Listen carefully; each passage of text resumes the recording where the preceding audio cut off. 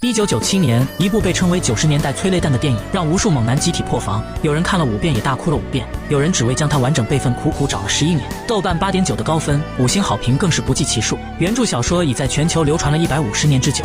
一个年仅9岁的孩子，一位年老体衰的老人，还有一只垂垂老矣的狗狗，竟将苍凉世界里的人情冷暖刻画得入木三分。男孩叫做内罗，自小无父无母，与年迈的爷爷相依为命。为了支付昂贵的房租，他们工作辛苦，节衣缩食，每天早晨都要帮村里的农户运送牛奶，以此来换取微薄的收入。晚上回家也就吃些红薯和稀饭。生活虽苦，但内罗却很知足，因为除了爷爷和狗狗的亲情，邻居婆婆的照顾，最重要的是他有一份真挚的友谊。他们只要有空就会在村后的大树下嬉戏玩闹，内罗还会将女孩画在木板上，然后把画像送给女孩，女孩高兴极了。可惜这样的童真烂漫往往会引来上苍的嫉妒。由于他的父亲是这里的农场主，他从来不希望自己女儿艾罗斯和穷人有任何瓜葛。他从女儿手中接过画像，眉头一紧，他认为内罗对女儿另有所图。いつもこんな馬鹿げたことをしているの。くだらん絵など描きおって、こんな暇があったらおじいさんの手伝いでもしたらどうかね。艾罗斯想为朋友辩解，但孩子在父亲面前没有发言权，还被要求提前回家。艾罗斯离开后，男人从兜里掏出1枚金币递给内罗，他想买下男孩的画，也借此买断他和女儿的来往。年幼的内罗哪里知道这层深意？虽然金币能让他们爷孙的生活改变很多，但他和女孩的友谊是无价的。单纯的内罗坚定地说那是送给好友艾罗斯的，然后就转身跑开了。男人嘴里念叨着他不识时务，也许就因为内罗住的是土房，吃的是红薯稀饭，而艾罗斯家住的是花园别墅，吃的是鲜果蔬菜和上好牛排。艾罗斯的母亲就相对开明，她不仅赞赏内罗的画画天分，还把他的画放在壁橱上，让女儿随时都能看见。看着艾罗斯兴奋的表情，父亲则是板着脸教育孩子吃饭要守规矩，实际上是心里对内罗的厌恶。终于他还是没有忍住说出了口，要求女孩以后都不要见内罗了，而且要把他送到城里的寄宿学校。女孩一听不能和好友在一起，饭也不吃就摔门而出。太多父母的权衡利弊让孩子变得孤独。很快就到了交房租的日子，爷爷从壁橱上拿下一个破罐子，从里面拿出这个月的全部存款，皱巴巴的样子不知吃了多少辛酸。房东刚好看到了内罗的画，他警告内罗不要再给艾罗斯画画了，那是在给他的父亲添加麻烦。ろくに紙を買う金もないくせに、あれはお嬢様の絵をポスターの裏に描いたんだってな。失恋にも程がある。まったく余計なことをしてくれるよ。这些势利的言语深深刺痛内罗的心，爷爷急忙打断房东，把房租递到他的手里。小銭ばっかりだよ。说完就把内罗的画扔在一旁，连帕特拉修也看不下去了。他进屋赶走了房东，然后走到内罗身边安慰他。爷爷说，想画画没什么不好，艾罗斯小姐也会支持你的。帕特拉修表示赞同，内罗这才放下了心中的芥蒂。作画本就是他的梦想，他时不时就和朋友来到教堂，因为这里有伟大画家鲁本斯的名画。可惜另外2幅他却没有资格瞻仰，那是能支付1枚金币的人的特权。对于他来说，这无疑是难以企及的奢望。すごいお金だよね、兄ちゃん。そりゃそうだよ。そりゃ諦めた方がいいな。此时，屋外的帕特拉修突然警觉起来，身后传来熟悉的声响。他转过头去，发现对方正是自己原先的主人。帕特拉修被吓得瑟瑟发抖，他害怕对方认出自己，因为大胡子十分残忍，曾每日都让他做沉重的活计，却一口水也不让他喝，累到趴下就用皮鞭抽打，无法利用就狠心抛弃。是内罗和爷爷在花丛里捡到了奄奄一息的他，还好最后挺了过来，但伤痛让他的心里留下了阴影。只要屋外刮风下雨，帕特拉修就会做噩梦，每次都是内罗安慰他，甚至拉下被子和他睡在一起，把他当作了家人。如果被大胡子再次带走，那将是深渊噩梦。可是意外还是来了，他被大胡子认了出来。大胡子不依不饶地揪着帕特拉修，想继续带走他充当苦力。内罗上前争夺，可年纪轻轻的他怎会是大胡子的对手？眼看帕特拉修就要被大胡子拖走，这时内罗的伙伴及时出手，推走大胡子的货车。他只能暂时放下狗狗前去追逐。等他再次返回时，帕特拉修被艾罗斯带着提前离开了。内罗想独自阻挡大胡子，但还是被大胡子一把扔在了墙角。他一直追到了人潮拥挤的菜市场，帕特拉修早被女孩藏了起来。伙伴将大胡子狠狠地戏耍了一番，最后扑倒在了菜市场里，也算是为帕特拉修报仇了。几人躺在一处废墟上分享着刚才的快乐。伙伴们鼓励内罗千万不能再把帕特拉修交给大胡子。本是高兴的事，帕特拉修却高兴不起来，因为他知道大胡子是不会善罢甘休的。果然，大胡子很快就打听到内罗的住处，他上门就是一顿乱砸。爷爷上前询问才得知情况。等到内罗他们回来，看到大胡子，他立马将帕特拉修护在身下。意外的是，大胡子没有了刚开始的怒气，也没有要带走帕特拉修，还说着以后再也不需要帕特拉修了，随后便转身离开。大丈夫だよネロ。パトラッシュはお前のものだ。誰にも渡さんよ。内罗高兴到快要飞起来，他将帕特拉修抱在怀里。从此以后，他们再也不用分开。帕特拉修也似乎感受到了这份归属，他把内罗按在身下，疯狂舔舐他的脸颊，仿佛在说：“我永远会陪在你的身边。”爷爷的脸上有一丝欣慰，也有一丝惆怅。直到后来的一天，房东再次上门收租，内罗才知道爷爷用交房租的钱替自己赎下了帕特拉修。ごめんなさいおじいさん。僕何も知らないで。家賃のお金を金物屋に払ったなんて。为了能尽快交上房租，他和爷爷不得不更加努力。可是因为过度劳累，爷爷的病痛又犯了。内罗接替爷爷完成剩下的工作，艾罗斯也积极援助，他也前所未有地感受到了劳动的快乐。可这一切都被房东看到了，他向艾罗斯的父亲打小报告，说内罗利用艾罗斯小姐帮他们搬运牧草，而老头子则在一旁乘凉。艾罗斯父亲一听气愤不已，他决定立马将艾罗斯送到城里的寄宿学校。坐在马车上的艾罗斯流出了伤心的泪水。就这样，内罗开始独自一人运送牛奶，空闲时就来到教堂看一看喜欢的画作，并祈祷爷爷能早日康复。艾罗斯学习进步。突然他听到帕特拉修的叫声，还以为又遇到了大胡子，原来是从学校溜出来的艾罗斯。他穿着一身干净时髦的校服，内罗羡慕不已，但是艾罗斯却不以为然，他一屁股就坐在地上。他向内罗抱怨，爸妈送他去学校只是为了将他和内罗分开，说着就抱着帕特拉修委屈地哭了起来。内罗自然知道其中之意，不过他没有怂恿女孩，而是耐心安慰她好好学习，否则他和帕特拉修都会难过。女孩答应了他俩，然后高兴地跑回了学校。随后他被小伙伴带到一个热闹的地方，内罗的世界出现了一丝亮光。一问得知，原来是要举行鲁本斯小画家的比赛，第一名的奖金足足有200法郎。不仅如此，还可以获得免费入学的机会。伙伴们知道他的天赋，都鼓励他参加。在回去的路上，他就在心里幻想，如果比赛赢了，不仅可以带爷爷看病，还能与艾罗斯一起在城里读书，那是多么美好的事情。但困难也随之而来，参赛的画板可不是他能买得起的，他只能在书店外面无数次的张望。幸好店老板让他帮忙运送货物，不仅支付了报酬，还额外赠送了一块画板，他终于可以参加比赛了。但内罗并不知道，这一切都是那个曾有一面之缘的画家的资助。回到家后，他带着艾罗斯来到柴房分享自己的作品，这些纸张都是他向书店老板讨要来的。这一幕刚好被房东看在眼里，他又跑到艾罗斯家里告状，说内罗对他女儿图谋不轨，如果传出去将会有辱小姐清白。男人听后气愤不已，他决定不再让他们见面。艾罗斯就这样被关了起来，他开始茶饭不思，夜不能寐，还时常躲在屋子里哭泣。妈妈看在眼里，疼在心里。他告诉男人，内罗是一个老实又上进的男孩，如果因为他的家世就另眼相待，那就太不应该了。或许男人体会到了孩子妈妈的用意。没过几天，他们就想借艾罗斯的生日邀请村民来家里做客，当然也包括内罗。艾罗斯兴奋极了，终于又可以见到好友了。他疯狂地跑到爸爸身边，亲吻他，感谢他。孩子的世界就是这么单纯无瑕。他迫不及待地跑到内罗爷爷这里，告诉他们，爷爷也答应他去参加庆生，同时还希望艾罗斯以后可以永远把内罗当成最好的朋友，当然也有几分照顾的意思。艾罗斯满口答应着，单纯的心还感受不到这像是内罗爷爷的遗言。经历着生活的困苦和人情冷暖，就连夜里的风都变得有些冷冽。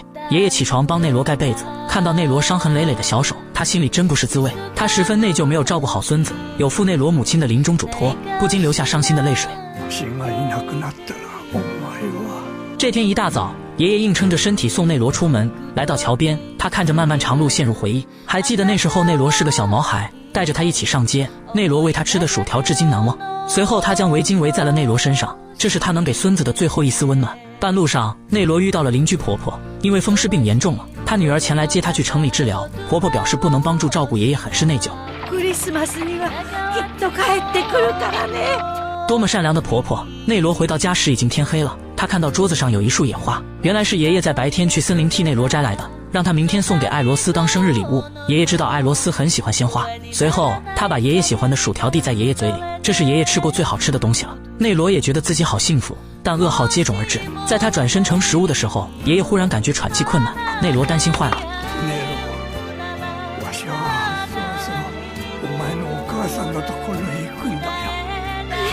やだよおじいさん、どこへも行っちゃやだよ。ネロ、もう少しそばにいてやりたいんだが。他还告诉内罗，如果有困难就去找邻居婆婆商量。他还不知道婆婆已经离开了，但内罗没有告诉爷爷，而是满口答应下来。他不想让爷爷知道他无依无靠。かわいいネロ、お前はわしの宝だ。いつも空からお前のことを見守っているよ。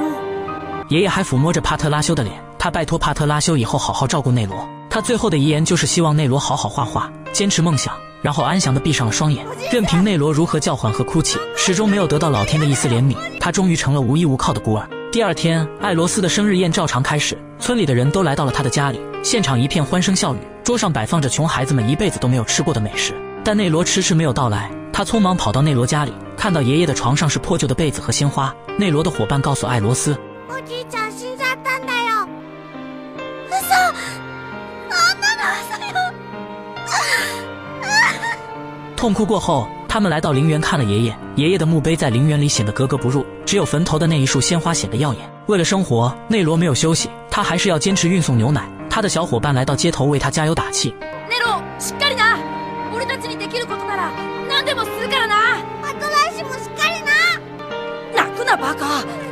忙碌一天的内罗在夜灯下看着画板，想要画出爷爷的样子，却怎么也想不起来。可能不是想不起来，而是不知如何画出他在天堂的样子，也不知爷爷在那边过得怎么样，有没有见到妈妈。心痛的他只能默默流泪。好在艾罗斯偶尔会来看他，和他分享快乐，但更大的困难还在等待着他。他和艾罗斯在风车楼里玩耍，艾罗斯的父亲安排房东前来给风车加油，可是他草草了事就走了。也就在这晚，风车磨损发出白烟，当帕特拉修闻到气味时，风车楼已经燃起火焰，村民们纷纷前来救火。尽管他们用了很多水，但熊熊的烈火就像火龙一般，怎么也无法扑灭。最糟糕的是，大火还引燃了村里人的小麦仓库，所有的粮食全都沦陷火海。直到第二天，全村人都还守在原地，迟迟不能接受这个结果。房东害怕担负责任，于是心里想出了一个坏主意。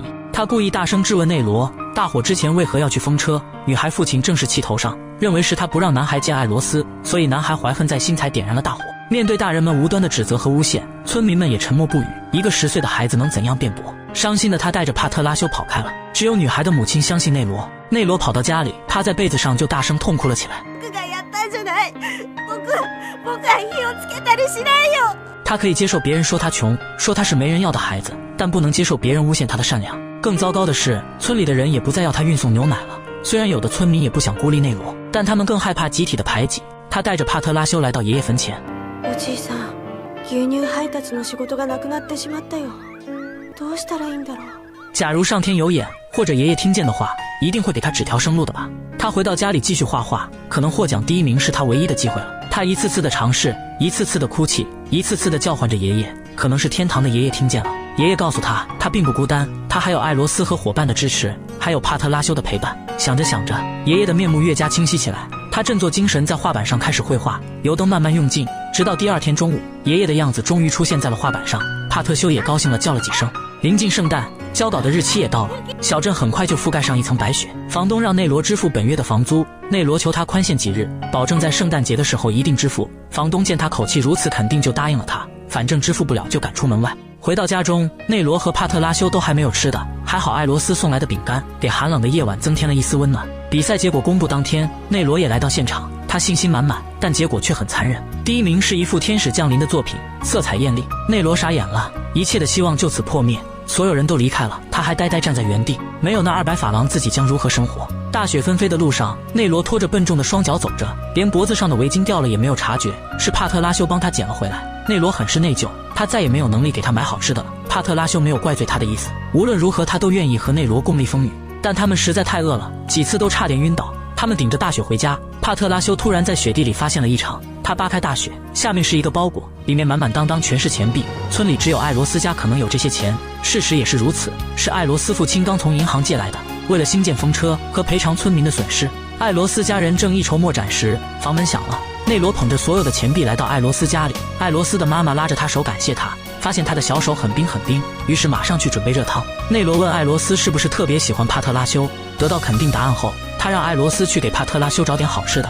内罗也借此机会离开了艾罗斯的家，把帕特拉修留了下来。不一会儿，外出寻找金币的艾罗斯父亲回来，他觉得这一辈子就这样完蛋了。妻子把钱袋放在了他的面前，他颤抖着双手打开袋子，里面的钱币一分不少。在得知是内罗帮他送回来的时候，他更是一脸羞愧。そのコイン1枚あれば、ネロはどれだけ助かったか知れませんわ。わしはネロに悪いことをした。すまなかった。帕特拉修一口东西也没吃，颤颤巍巍的起身就要离开，他要去找内罗，趁着有人开门就溜走了。众人正要追去寻找内罗，这时那个资助过内罗的画家来访，他很看重内罗的绘画天赋，愿意资助他走进学堂。只可惜来晚了一步，内罗已经不知所踪。圣诞节家家团圆，没有人会在意到一个孤苦的孩子在大雪中饥寒交迫，本就一连饿了好几天，再加上寒冷的夜，他跌跌撞撞地行进着，几次晕倒后又坚持站起身来继续前行。冻僵的双脚，鞋子掉了也全然不知。不知过了多久，他终于来到了教堂，也终于看到了他梦寐以求的鲁本斯的剧作。他释怀地跪在地板上。マリア様、僕はもう思い残すことはありません。